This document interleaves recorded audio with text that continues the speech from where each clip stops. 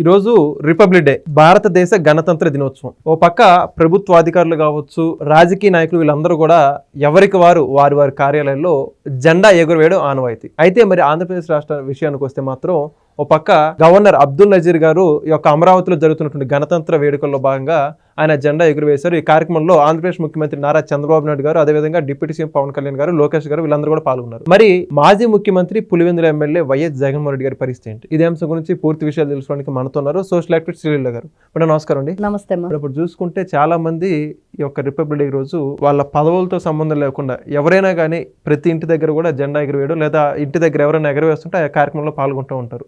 ఇప్పటివరకు చాలా మందిని కూడా చూసాం. కానీ జగన్మోహన్ రెడ్డి గారు ఇంకా జెండా ఎగురలేదని చెప్పేసి ఈ రోజు అనేక మందిలో, అంటే కొంతమందిలో ఉన్నటువంటి ప్రశ్న.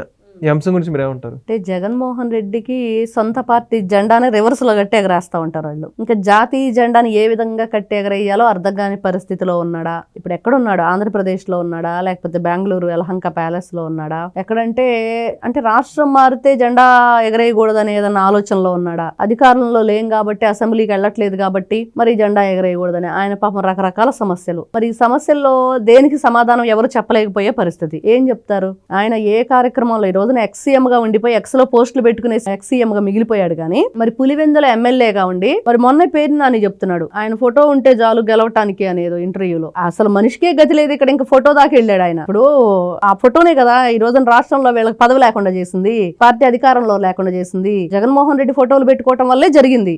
మరి అలాంటిది ఈ వ్యక్తి ఆ పులివెందుల నియోజకవర్గంలోకి వెళ్ళి కొంచెం అక్కడ అందరినీ కూడా గ్యాదర్ చేసుకొని ఇదిగో ఈ రోజున ఈ సందర్భంగా మనం ఈ జెండా వందనం చేద్దాము, మరి అందరూ రండి అని ఇట్లాంటి ప్రోగ్రాంలు పెడితే జననాయకుడు వాళ్ళకు భరోసా వచ్చింది, ఒక ధైర్యం ఉండిద్ది. మరి మాట్లాడితే ఒక రికార్డెడ్ ప్రెస్ మీట్ లాగా పెట్టేసి ఏదో మాట్లాడేస్తాడు. ఏం మాట్లాడతాడో ఎవరికి అర్థం కాదు. మొత్తానికి వైఎస్ఆర్సీపీ పార్టీ నుంచి జగన్మోహన్ రెడ్డి గారు మాట్లాడుతున్నారంటే ఈ కంటెంట్ అయితే బాగుంది. ఇంకా సోషల్ మీడియాలో ఎవరి ఛానల్లో వాళ్ళు ఇష్టానుసారంగా మంచి స్టఫ్ ఇచ్చేళ్ళాడని చెప్పి అయితే అనుకుంటారు. మరి అలాంటి వ్యక్తి చూసాం.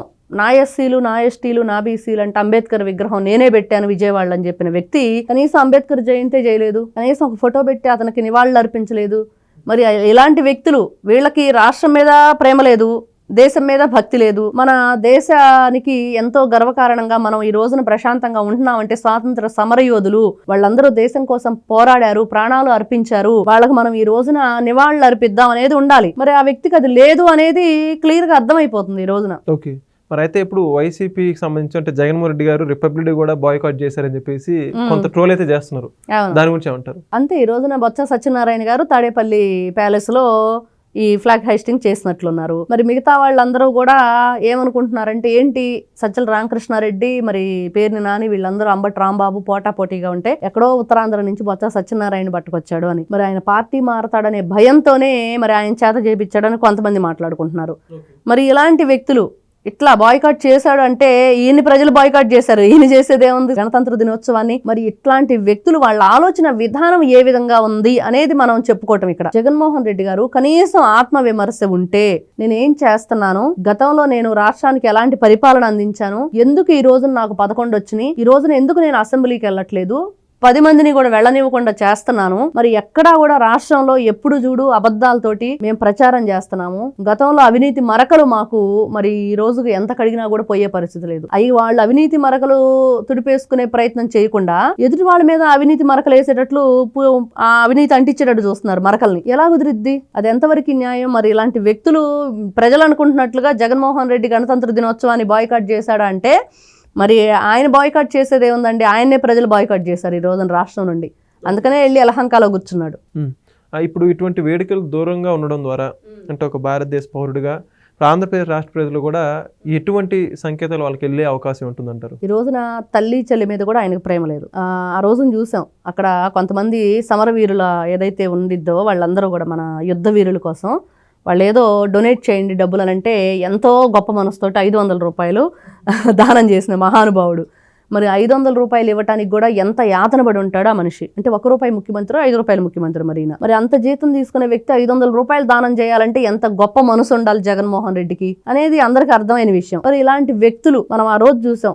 ఎవరైతే ఈ మురళీ నాయక్ అమర్ రహే అనేది కూడా అనలేని ఈయన జనం ఎవరైతే ఉన్నారో జగన్మోహన్ రెడ్డికి జై జై అనుకోవటం సరిపోతుంది తప్పించి వాళ్ళు ఏ విధంగా భారతదేశ పౌరులుగా చెప్పుకోవటానికి అర్హత ఉంది, ఏ విధంగా వీళ్ళు రాష్ట్రం మీద ప్రేమ లేదు, రాష్ట్ర పౌరుల పట్ల వీళ్ళకి ఒక మంచి ఇదిగో నేను వాళ్ళకి మంచి చెయ్యాలి నా బాధ్యత అనేది లేదు. తల్లిని చెల్లిని ప్రేమించిన వ్యక్తి, కుటుంబ సభ్యుల్ని ప్రేమించిన వ్యక్తి రాష్ట్రానికి మంచి చేస్తాడా?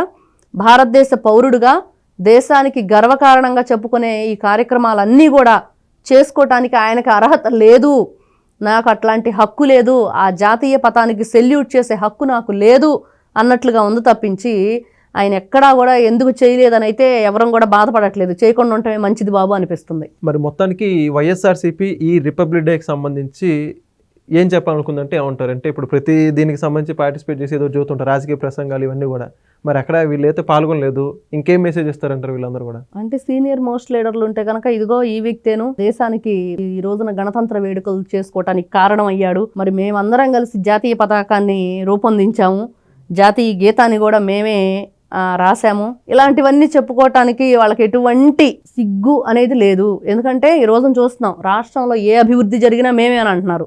అలాంటిది గణతంత్ర వేడుకల గురించి కూడా, స్వాతంత్ర దినోత్సవ వేడుకల గురించి కూడా ఇదిగో ఇవాళ జరుపుకోవటానికి కారణం మేమే అని చెప్పడంలో వెనకాడరు అనేది మాత్రం వాళ్ళ గురించి చెప్పుకోవచ్చు. ఎక్కడ ఏది జరిగినా కూడా రాష్ట్రంలో ఈ రోజున అన్నిటికీ మేమే అంటున్నారు. మరి చేసిన అవినీతికి మాత్రం మాకు సంబంధం లేదంటున్నారు. పేరు నాని లాంటి వాళ్ళు ఇంకా దిగజారిపోయిన మాటలు మాట్లాడుతున్నారు.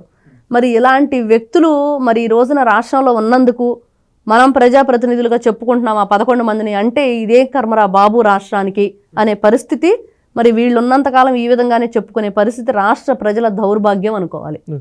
Thank you madam. నమస్తే అమ్మా. Please subscribe to Leo News for more videos.